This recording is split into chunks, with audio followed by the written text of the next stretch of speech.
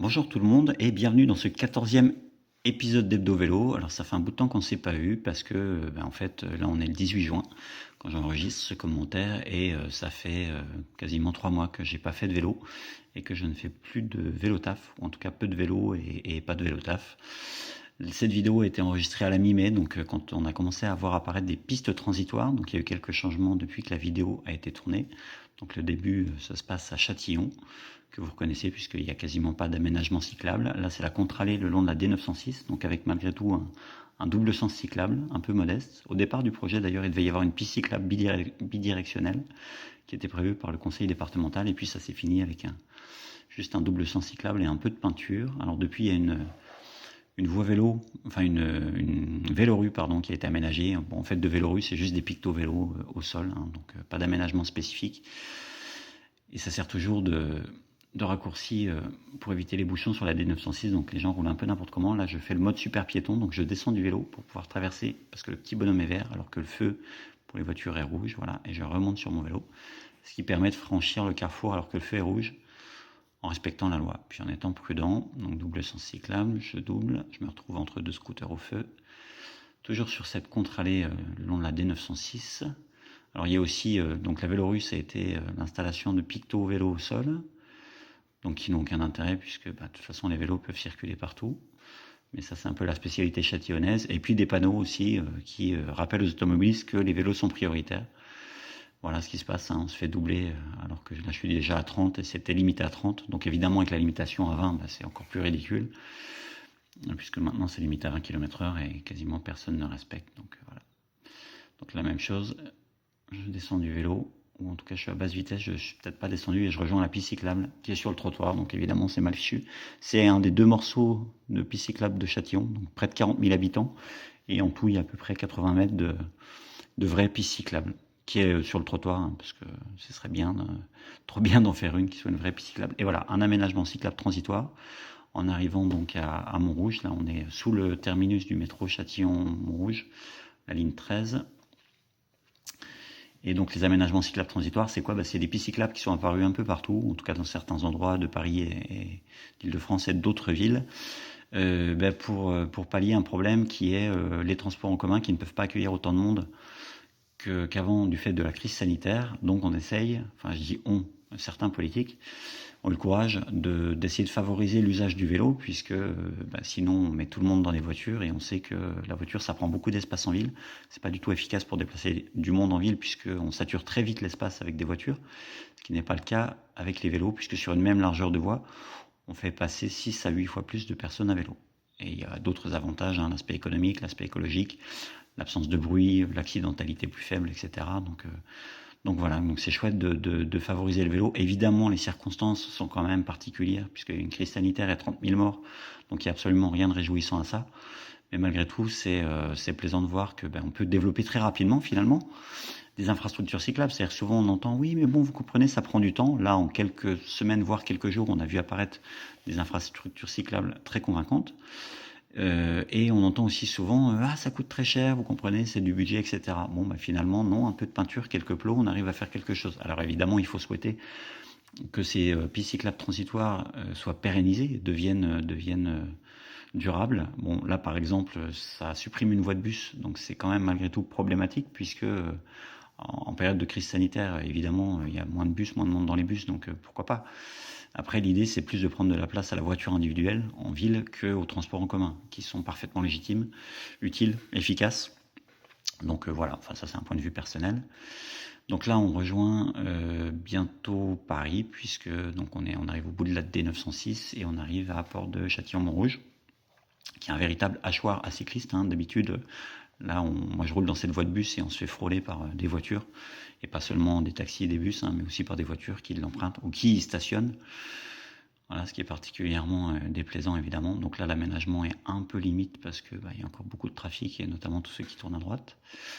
Voilà, et là, la voie de bus est cyclable et elle est très large.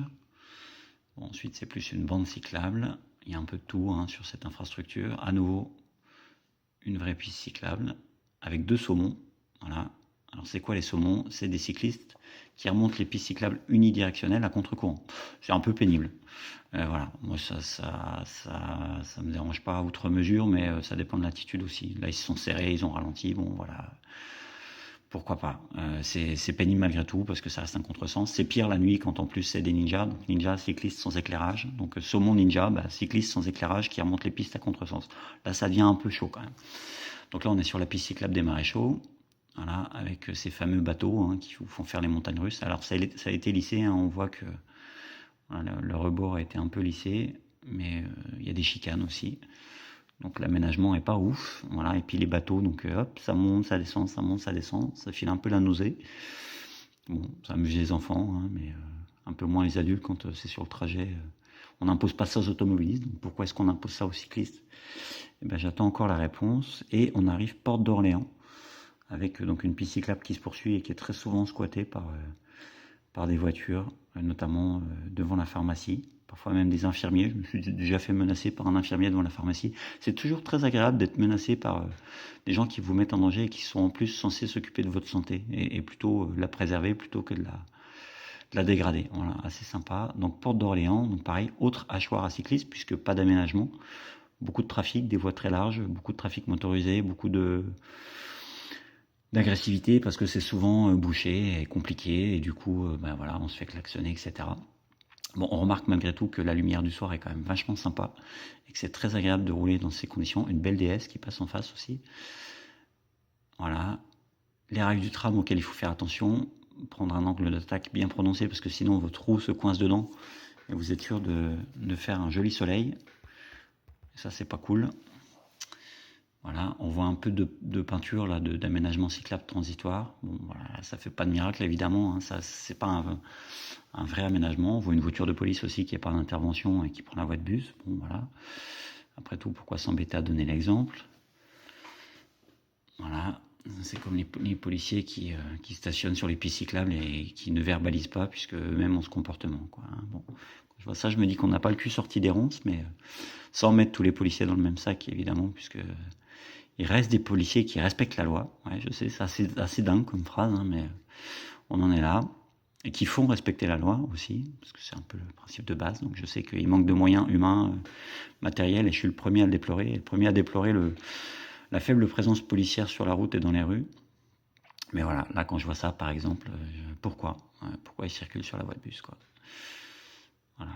Bon, je suis pas arrêté non plus alors que le feu était rouge. Du coup, j'ai fait pareil, cela dit. Alors, ce qui n'est pas une excuse, j'ai aucune raison. Et d'ailleurs, vous pouvez voir, bon, ils s'en foutent. Bon, ils ont peut-être pas vu, mais ça leur fait ni chaud ni froid. Voilà, donc voie de bus cyclable avec un sas vélo au bout. On arrive à Alésia. Donc à Alésia, vous voyez une piste cyclable. On voit juste qui fait tout le tour. Alors c'est un aménagement qui est très perfectible. Voilà, le carrefour est encore très très motorisé. Il y a genre 3 ou 4 fils de large, sinon plus pour les voitures. Mais au moins, voilà, il y a un petit effort qui a été fait pour les vélos. Donc je trouve pas terrible. Pareil, point de vue personnel.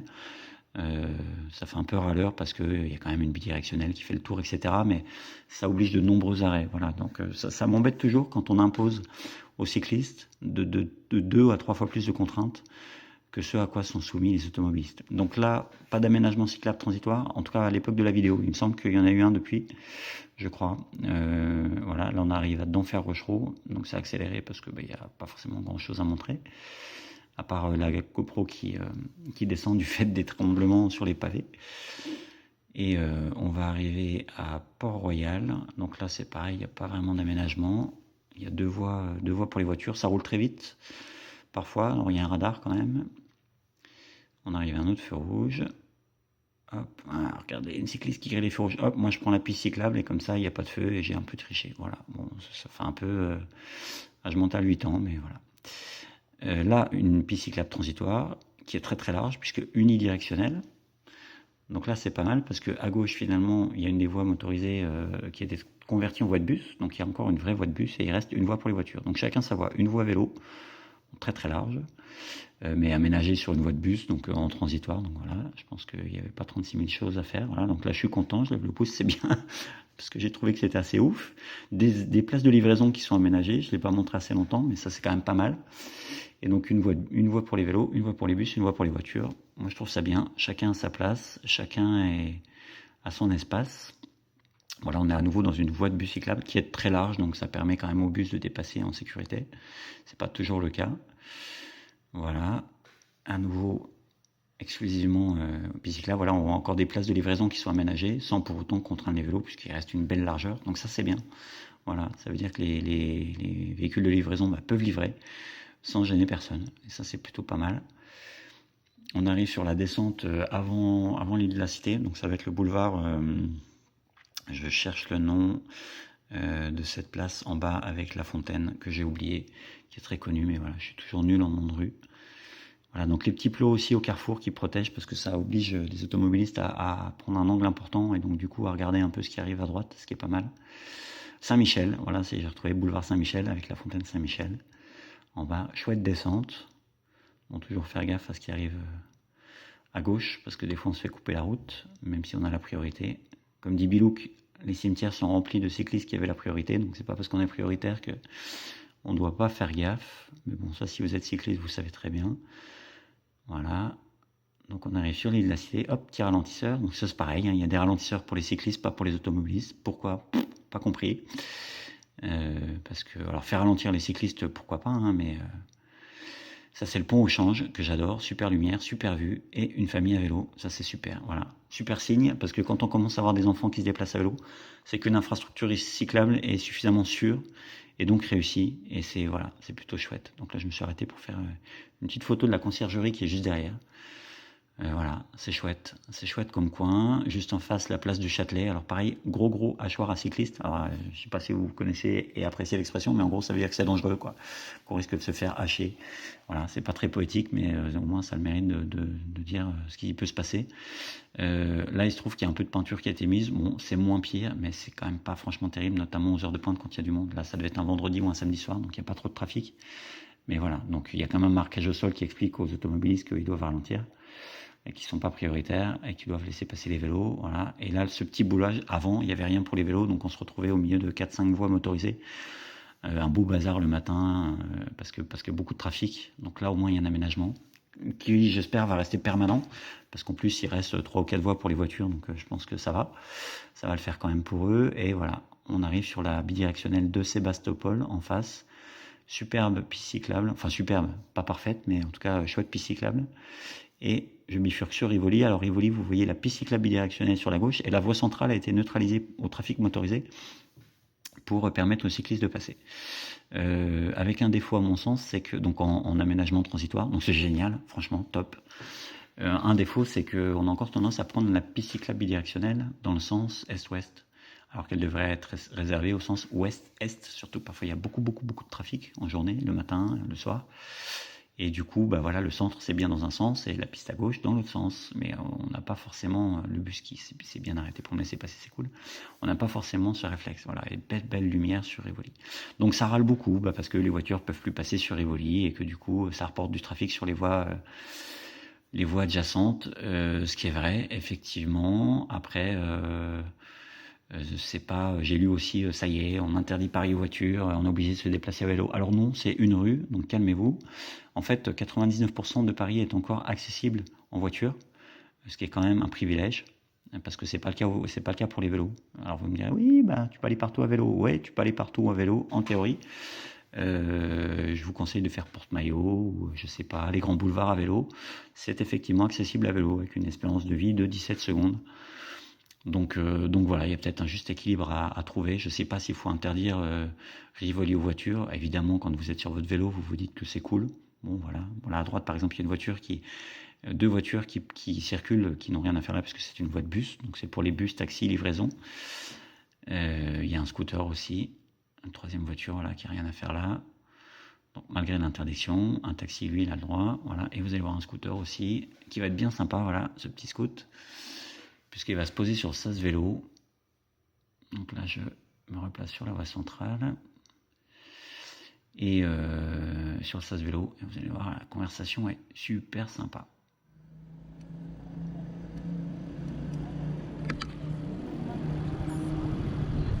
Problème de frein? Non? Pardon? Petit problème de frein? Non. Non? Vous Non. êtes sur salle vélo? Ah ouais? Ouais. Dommage. Ouais, Les dommage. Ouais. policiers? Hein? Les policiers? Quel rapport? Je m'en bats les couilles. J'ai coupé mon jet là-dessus. Voilà, donc les arguments classiques, hein. T'es de la police? Bah non, je suis pas de la police en fait, mais t'as rien à faire là, tu gênes, voilà, et tu mets en danger, tu pollues, tu fais du bruit. Voilà, il y a que ça qui marche, quoi. Est-ce que t'es de la police? Voilà, le respect, le bon sens, tout ça. Non. On arrive sur les Champs-Élysées, superbe lumière à nouveau, très chouette, soleil couchant à l'ouest. Alors piste cyclable, bien, hein, parce qu'on a enfin une piste cyclable sur les Champs-Élysées. Alors moins bien, parce que ça reste une autoroute. Je sais pas si vous avez vu, mais il reste, selon les endroits, entre 6 et 8 voies pour le trafic motorisé. Donc là, je suis pas passé au rouge puisque j'avais un M12. C'est un petit panneau qui autorise le passage cycliste au feu.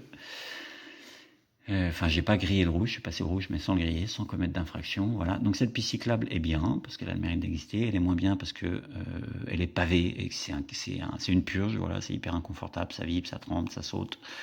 Alors je sais que ça fait plaisir aux architectes des bâtiments de France parce qu'on respecte le patrimoine. Bon, il se trouve que les pavés, ça date des années 40. Avant, c'était, je crois, du bois, et avant de la terre battue, etc. Donc voilà. Et je crois qu'il y a même eu une période goudronnée avant les pavés, à vérifier dans les archives historiques de la ville de Paris, mais il n'y a pas eu tout le temps des pavés sur les Champs-Élysées. Loin s'en faut. Donc piste cyclable pavée, pas confortable, et puis surtout bah, très, très prisé des touristes qui se prennent en photo, qui font des selfies. Voilà, donc c'est pas la fin du monde, hein, mais c'est un peu relou. Parce que ben, ça fait une gêne supplémentaire et que quand il y a 6 ou 8 voies à côté pour le trafic motorisé, on se dit que on pourrait avoir le droit de circuler de façon confortable aussi, sans être gêné par un revêtement dégueulasse. Et voilà, là je roule du coup sur les dalles en pierre. Alors il faut faire gaffe de ne pas se prendre les pédales dans le trottoir qui doivent être haut d'une vingtaine de centimètres. Donc à nouveau c'est le passage cycliste au feu. Hein. Donc voilà, donc vous pouvez rouler sur les dalles en pierre, c'est plus confortable. Là, il n'y avait pas trop de touristes, donc il n'y avait pas grand monde sur les champs, donc ça roule bien. Voilà. Mais bon, au moins, voilà, il y a une piste cyclable. Alors, il faut faire très attention au carrefour parce qu'on se fait griller la priorité, on se fait couper la route aussi souvent. Par des automobilistes qui connaissent pas forcément la réglementation ou qui s'en foutent, hein, ça arrive aussi. Je suis plus gros, donc les vélos s'arrêteront, c'est pas grave. Bon, ok. Vous arrivez en haut. Je vais essayer de rester positif, hein. Je me rends compte que je râle encore beaucoup, alors que je voulais faire une vidéo positive. C'est le naturel qui revient au galop. Vous arrivez en haut des Champs-Élysées, et j'ai pas pris le tunnel, je vous le montrerai dans une autre vidéo, mais il y a un tunnel maintenant qui permet de passer sur l'Arc du Triomphe. Là, je fais ce que j'aime bien faire, parce que j'aime beaucoup la place de l'Étoile, et j'aime beaucoup prendre la place de l'Étoile à vélo, qui est pas du tout la place la plus dangereuse, parce que il y a des priorités à droite. Alors la GoPro a le nez qui pique, parce que il y a des pavés, ça tremble, et du coup mon support est pas terrible. Voilà, donc place de l'Étoile, les automobilistes sont assez prudents, je trouve, parce que c'est une priorité à droite, donc ils font gaffe à tout ce qui rentre sur la place de l'Étoile, et du coup ça roule pas trop vite. Voilà, donc c'est une place que j'aime bien prendre à vélo. Je trouve ça marrant d'être comme un petit poisson pilote au milieu des requins, quoi. Voilà, et du coup, si vous faites gaffe, ça se passe bien. En tout cas, j'ai jamais eu de soucis. Je la prends pas tous les jours, mais je trouve que c'est assez spectaculaire et en même temps pas tellement risqué, quoi, par rapport à l'image qu'on peut s'en faire. Et je redescends sur, je sais plus quel boulevard ou quelle avenue, mais qui est encore pavé. Mais voilà, beaucoup de pavés dans ce coin-là, donc si vous gonflez votre nœud à cette barre comme moi, c'est pas hyper confortable. Si vous êtes en tubeless à 2 barres, c'est mieux. Voilà, ou vous avez des gros boudins, gonflés à une pression assez basse. Voilà, c'est des rues qui doivent être sympas en fat bike, mais qui le sont moins en vélo de route avec des pneus en 28 gonflés à 7 barres. Donc je redescends, je ne sais plus le nom des rues, parce que je vous le redis, je suis nul en nom de rue. Je reprends les champs, piste cyclable, recéder le passage cycliste au feu. Donc je peux passer, à condition évidemment de laisser la priorité aux autres usagers. Donc soit les véhicules qui viennent de la gauche, soit les piétons qui veulent traverser s'il y en a, hein, puisque céder le passage cycliste ne nous rend pas prioritaire.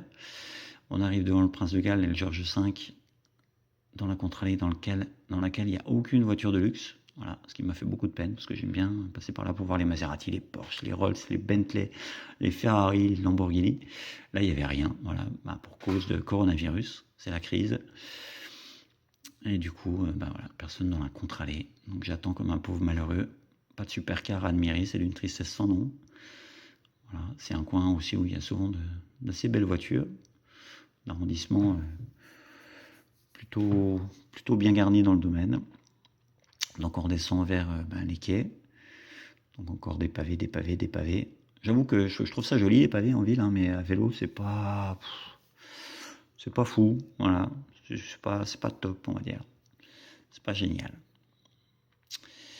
Voilà, et on arrive au pont de l'Alma. On voit la flamme à droite, qui n'a rien à voir avec les Didi.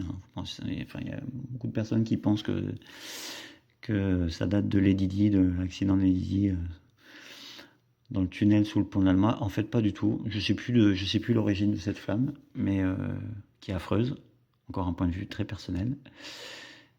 Mais voilà, ça n'a rien à voir.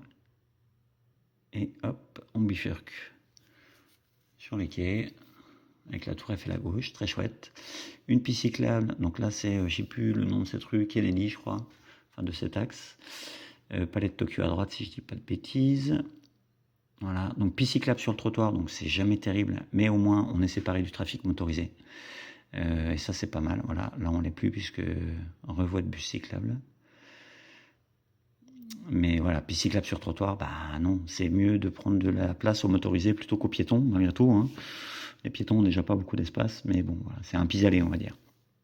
Bon, au moins, c'est pas mal pour les enfants. Les enfants, ça permet que les enfants se déplacent à vélo en sécurité. On arrive au Trocadéro, autre hachoir à cyclistes, puisque ça roule dans tous les sens, souvent très fort, et avec beaucoup de trafic motorisé, et pas du tout d'aménagement cyclable. Donc il y a quand même pas mal de carrefours, de places comme ça, dans Paris, où il y a encore de gros efforts à faire. Paris qui a fait énormément d'efforts ces dernières années, et ces derniers mois en particulier, et même pendant la crise sanitaire pour doper un peu la part modale du vélo avec des aménagements de qualité quand même. Alors oui, il y a des choses perfectibles, mais globalement il y a beaucoup de choses qui ont été faites qui sont très bien, qui sont vraiment fabuleuses. Moi, sur mon trajet de 30 km par jour, aller-retour, et ben tout ce que je fais dans Paris est quand même assez sécurisé par rapport à la banlieue, donc c'est chouette. C'est plutôt bien. Donc là, je vais rejoindre la piste cyclable bidirectionnelle des voies sur berge. Donc l'accès est pas fou non plus, mais parce que c'est aménagé au fil de l'eau, donc forcément, c'est souvent les entrées et les sorties qui posent problème quand on a comme ici une piste cyclable bidirectionnelle. Et vous allez voir, petite rencontre bien sympathique. On analysera juste après. Je vous laisse regarder la scène. Voilà, donc j'ai bien flippé, j'ai bien gueulé aussi. Qu'est-ce qui s'est passé? En fait, il y avait des promeneurs sur la piste cyclable. Bon, ils n'ont pas le droit d'être là, c'est interdit dans l'absolu. Là, c'est pareil. Moi, perso, ça me gêne pas plus que ça de voir des promeneurs, des joggeurs qui ont envie de se balader. Et on peut voir qu'il n'y a pas de trottoir, etc. Donc, ils n'ont pas le droit d'être là normalement. Mais il y a surtout un cycliste qui double en fait sans absolument contrôler ce qui arrive, ce qui est derrière. En l'occurrence moi, qui se rabat absolument pas, qu'il faut aucun effort, qu'il n'y en a strictement rien à foutre.